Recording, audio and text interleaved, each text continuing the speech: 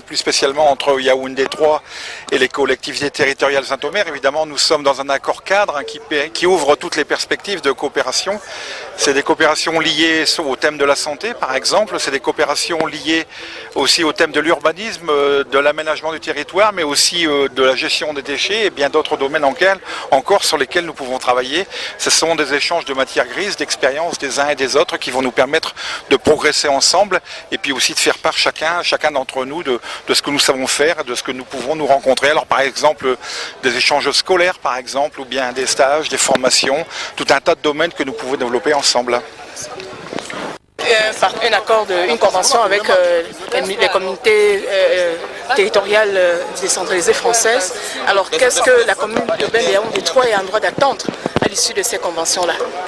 Non, je crois qu'il faut bien préciser, comme vous le dites, que c'est un accord cadre. Ce n'est pas une convention ou bien un jumelage.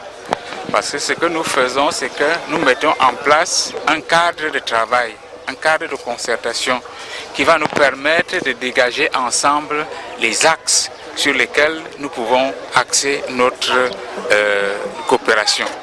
Donc c'est ça l'essentiel de ce qu'il faut retenir. Aujourd'hui, ce n'est pas une convention de jumelage, ce n'est pas une convention entre communes. C'est un accord cadre qui regroupe plusieurs intervenants. Monsieur le maire de Saint-Omer et en même temps conseiller régional de la région Pas-de-Calais. Vous avez vu, il y a d'autres maires, il y a d'autres élus. Donc c'est un accord cadre qui a été appuyé par une association, Galilée France, je veux dire deux associations, Galilée France et Galilée Cameroun, qui en fait vont nous appuyer, qui ont cet avantage d'avoir l'expertise dans les problèmes qui se posent aux communes et qui vont nous appuyer dans cette démarche qui nous est commune et qui va nous, je l'espère bien, qui va nous mener à trouver des solutions aux problèmes qui se posent à nous tous, c'est-à-dire à nos populations. Alors quels sont les domaines d'intervention de cet accord cadre-là? Dans quel domaine va-t-il intervenir justement? Permettez-moi d'insister, c'est qu'en ce moment, nous n'avons pas arrêté de domaine précis. C'est-à-dire nous allons réfléchir ensemble et dégager les axes. Nous avons dans les échanges d'il y a un an, parce que ça fait quand même un an que déjà on discute de ces problèmes, nous pensons au problème de l'emploi jeune. Vous savez, Yaoundé 3 abrite l'université de Yaoundé 1 qui déverse chaque année un certain nombre de diplômés dans le monde, je veux dire dans le monde.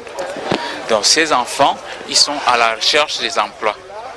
Dans le plan de développement local, il y a des initiatives, des axes qui sont déjà, c'est-à-dire ce que l'élu français parlait un peu et désigné par, il appelait ça un SAS, c'est-à-dire une forme de structure qui est entre le milieu de l'école et le milieu de l'emploi.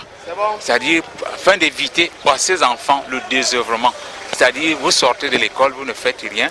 Nous avons donc pensé concevoir des structures qui peuvent permettre aux enfants d'exercer et de rendre service à des entreprises qui n'ont pas l'expertise.